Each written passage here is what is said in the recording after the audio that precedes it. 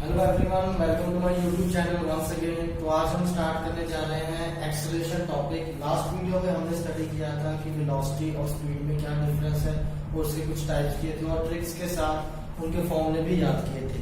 लेकिन इस टॉपिक के बाद हम तीनों टॉपिक जो पिछले लेक्चर के थे और जो आज वाले इनके न्यूमेरिकल्स करेंगे।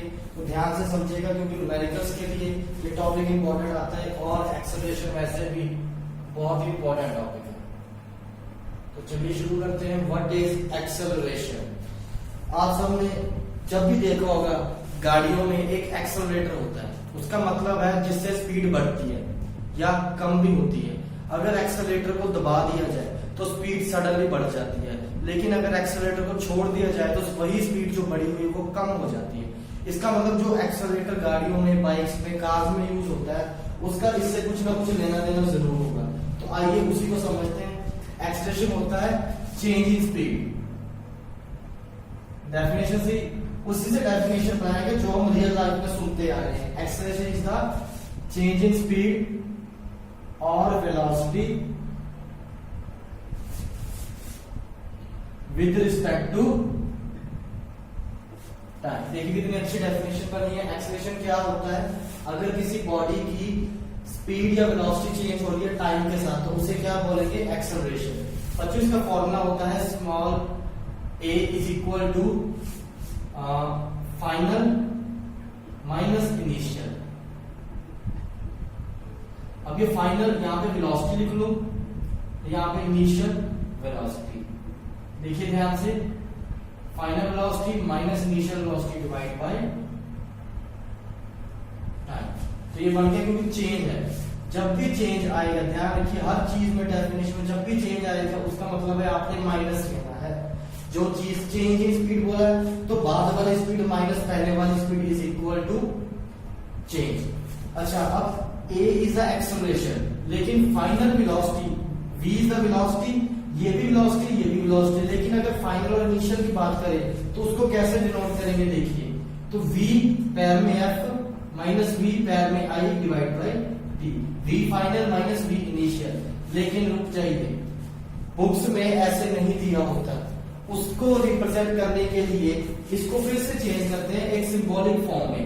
जो v फाइनल है उसको v लेते हैं और जो इनिशियल है उसको u लेते हैं और टाइम को h लेते हैं और इसी से आपका फॉर्मूला बन जाता है एक्सेलरेशन का, जो कि आपके सामने। अब देखिए इसकी SI यूनिट निकालेंगे। When we have to calculate or to find out its SI unit, तो SI यूनिट हमेशा फॉर्मूले से निकल जाती है। देखिए कैसे, एक्सेलरेशन का फॉर्मूला है वेलोसिटी, है तो चेंज इन वेलोसिटी, लेकिन अल्टीमेटली आएगा क्या? कुछ नेट वेलोसिटी आएगी और नीचे क्या आएगा? टाइम आएगा। इट मींस अगर नेट वेलोसिटी है तो velocity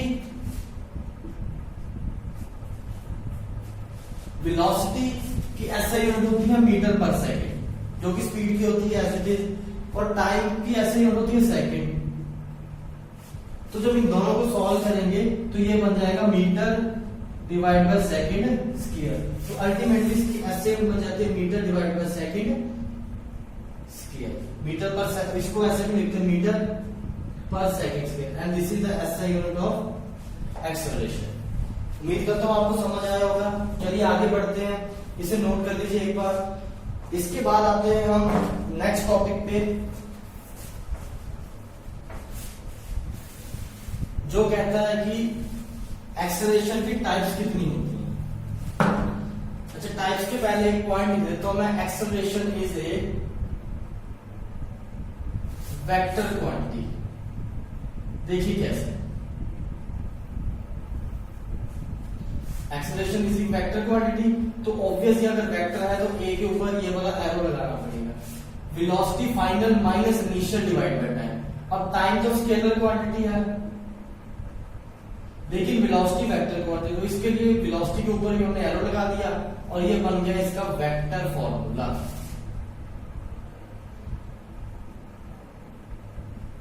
vector formula of acceleration यहीं से आ चुका है। चलिए आगे करते हैं इसकी टाइप्स। इसमें सिंपली बता देता हूं, फिर नोट कर लेंगे। एक होता है पॉजिटिव एक्सेलरेशन, एक होता है नेगेटिव एक्सेलरेशन। और पॉजिटिव और नेगेटिव में क्या फर्क है देखिए। पॉजिटिव का मतलब है व्हेन वेलोसिटी इंक्रीजेस, और नेगेटिव का मतलब होता है व्हेन वेलोसिटी डिक्रीजेस। जैसे ही गाड़ी स्टार्ट करनी है, जीरो वेलोसिटी पे गाड़ी खड़ी है आपकी, आपने यहां से अपने किसी शॉप पे जाना है, तो आप कार या बाइक स्टार्ट करेंगे तो उस टाइम पे आपकी वेलोसिटी जीरो है। लेकिन जैसे ही उसको स्टार्ट करेंगे धीरे धीरे धीरे 10, 20, 30, 40 की स्पीड वो गाड़ी अटेन करेगी, और जैसे जैसे वो स्पीड बढ़ेगी तो मीन उसकी वेलोसिटी क्या हो रही है, इंक्रीज हो रही है। अगर वेलोसिटी इंक्रीज हो रही है तो क्यों हुई, क्योंकि आपने एक्सेलरेटर दिया तभी उसकी वेलोसिटी बढ़ी, और उस एक्सेलरेटर देने को ही क्या बोलते हैं, पॉजिटिव एक्सेलरेशन। ठीक है। उसके बाद आते हैं नेगेटिव एक्सेलरेशन। क्या होगा, इसका जस्ट ऑपोजिट, कि अगर गाड़ी जा रही है, अगर आप सडनली ब्रेक लगा दोगे, ब्रेक जैसे ही ब्रेक लगाई तो गाड़ी चाहे 100 की स्पीड पे थी, लेकिन वो अल्टीमेटली 2-3 सेकंड में 0 की स्पीड पे आ जाएगी। तो नेगेटिव एक्सेलरेशन क्या होता है कि जब स्पीड और वेलोसिटी हाई पॉइंट पे हो और सडनली उसमें ड्रॉप आता है, वो जीरो वेलोसिटी के नजदीक पहुंच जाती है, उसे क्या बोलते हैं, नेगेटिव एक्सेलरेशन। प्लीज इसे नोट कर लीजिए, फिर आगे का काम करते हैं न्यूमेरिकल्स के साथ।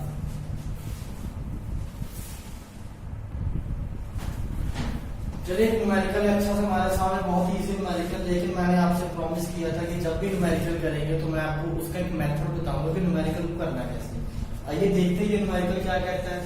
कहते हैं बस मूव कर रही है जिसकी वेलोसिटी है 60 मीटर पर सेकंड। तो हमें पता है कि अगर वो मूव कर रही है तो इनिशियल वेलोसिटी क्या होगी, 60 मीटर पर सेकंड जो उसने दी हुई है। And suddenly comes to rest. Rest का मतलब होता है वो एकदम रुक चुकी है, मतलब वेलोसिटी फाइनल उसकी क्या हो चुकी है, 0 metre per second after applying breaks. इसका मतलब है कि उसकी एक्सेलरेशन क्या हो चुकी है, नेगेटिव हो चुकी है, क्योंकि उसने ब्रेक्स अप्लाई किया है। तो इसका मतलब अगर एक्सेलरेशन निकालेंगे तो उसकी वैल्यू नेगेटिव में आनी चाहिए, ना ही कि पॉजिटिव में आनी। ध्यान रखिए ये बात को, जब भी ब्रेक लगेगी तो एक्सेलरेशन कम होगी, और जब एक्सेलरेशन कम होती है तो वो नेगेटिव में आती है। तो इसलिए हमारा आंसर अगर एक्सेलरेशन पूछा जाएगा तो वो नेगेटिव में आना चाहिए, ना कि पॉजिटिव में। आगे की लाइन देखिए, फाइंड इट्स एक्सेलरेशन, जो कि हमने बोला था, जो पूछ सकता है find its acceleration in 20 second. इसका मतलब टाइम कितना दिया उसने, 20 सेकंड। चलिए सॉल्व करते हैं, क्योंकि उसने एक्सेलरेशन पूछा है। अच्छा, सॉल्व करने से पहले ध्यान दीजिए, दोबारा सब सारी चीजें याद करनी चाहिए। A bus moving with a velocity of 60 metre per second and suddenly comes to rest after applying breaks.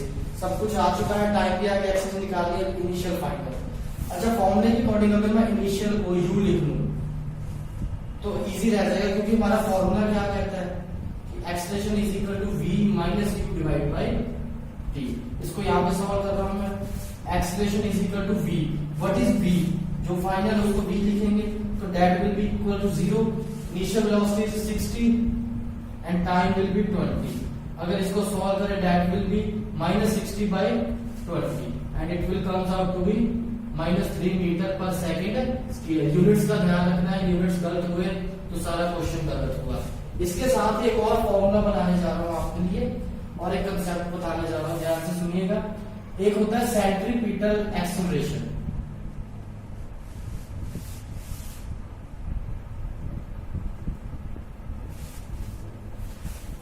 Centripetal acceleration वो चीज है जब भी कोई बॉडी सर्कुलर पाथ फॉलो करती है।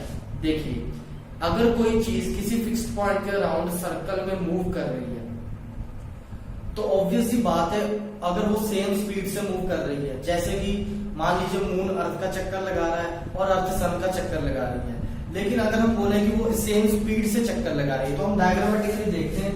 मान लीजिए ये आपका सेंटर पॉइंट है सन सपोज, और ये कोई भी प्लैनेट है, सपोज बी प्लैनेट है जो उसका चक्कर लगा रहा है इस ऑर्बिट में एंटी क्लॉकवाइज। लेकिन अगर देखा जाए तो अगर बोला जाए कि उसकी स्पीड क्या है, सेम, मतलब ए पॉइंट पे उसकी स्पीड जो है वही, बी पॉइंट पे वही, सी पे वही, डी पे, लेकिन स्पीड तो वही है सेम। मान लीजिए 40 किलोमीटर पर आवर मान लेते हैं, ज्यादा भी हो सकता है लेकिन 40 मान के चलते हैं कि वो प्लैनेट 40 किलोमीटर पर आवर की स्पीड से किसी सन का चक्कर लगा रहा है।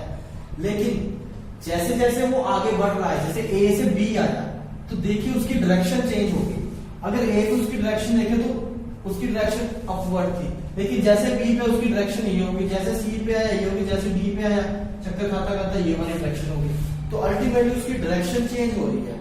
और अगर मैं स्पीड को बोलूं कि वेलोसिटी है विद डायरेक्शन और स्पीड है विद डायरेक्शन, वो वेलोसिटी बन जाएगा। तो मैं बोल सकता हूं कि इसकी वेलोसिटी क्या है, velocity changing at every point, कि उसकी वेलोसिटी हर पॉइंट पे चेंज हो रही है। लेकिन अगर वेलोसिटी चेंज हो रही है क्योंकि टाइम भी ले रहा है, वेलोसिटी भी चेंज हो रही है और टाइम भी ले रहा है घूमने में, तो अल्टीमेटली उसकी क्या आ जाएगी, एक एक्सेलरेशन आ जाएगी। अगर उसके पास एक एक्सेलरेशन आ जाएगी सर्कुलर वे में, तो उस एक्सेलरेशन को क्या बोलेंगे, सेंट्रीपिटल एक्सेलरेशन। यही था फॉर्मूला और यही था कंसेप्ट। फॉर्मूला सेम रहेगा, basically it was a concept v minus u divide by t, कि फॉर्मूला हम यही लगाएंगे, ए पॉइंट पे वेलोसिटी बी पॉइंट पे वेलोसिटी, मान के चलिए कुछ भी आएगा लेकिन आंसर एक्सेलरेशन की फॉर्म में आएगा क्योंकि उसकी एक्सेलरेशन सर्कुलर वे में चेंज हो रही है। एक और फॉर्मूला बताना था आपको एवरेज वेलोसिटी का। अगर कोई बॉडी इनिशियल वेलोसिटी है और बाद में डायरेक्ट उसकी फाइनल दी हुई है क्वेश्चन में, किसी बॉडी की इनिशियल वेलोसिटी दी है और कुछ टाइम बाद उसकी फाइनल वेलोसिटी हमें दी है और वो एवरेज वेलोसिटी पूछ रहा है, तो एवरेज वेलोसिटी निकालने के लिए आप इनिशियल वेलोसिटी जो दी है फाइनल जो दी है उन दोनों को 2 से डिवाइड कर दीजिए, u plus v divide by 2 and it will give you the average velocity. Note कर लीजिए।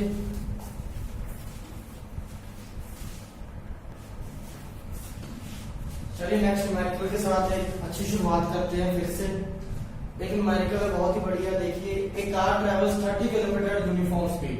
जैसे मैंने फर्स्ट लाइन पढ़ी, एक कार ट्रेवल्स 30 किलोमीटर, मुझे पता चला कि कोई डिस्टेंस है d1 जो कि 30 किलोमीटर है और उसकी स्पीड क्या है, मान लीजिए स्पीड है v1, उसकी स्पीड है 40 kilometre per hour. Next line देखा मैंने, एंड नेक्स्ट 30 किलोमीटर, कि अगले जो 30 किलोमीटर हैं वो भी किसी वेलोसिटी से ट्रेवल कर रहा है, uniform speed of 20 kilometre per hour. लेकिन उसने एंड में पूछ लिया एवरेज स्पीड बताओ।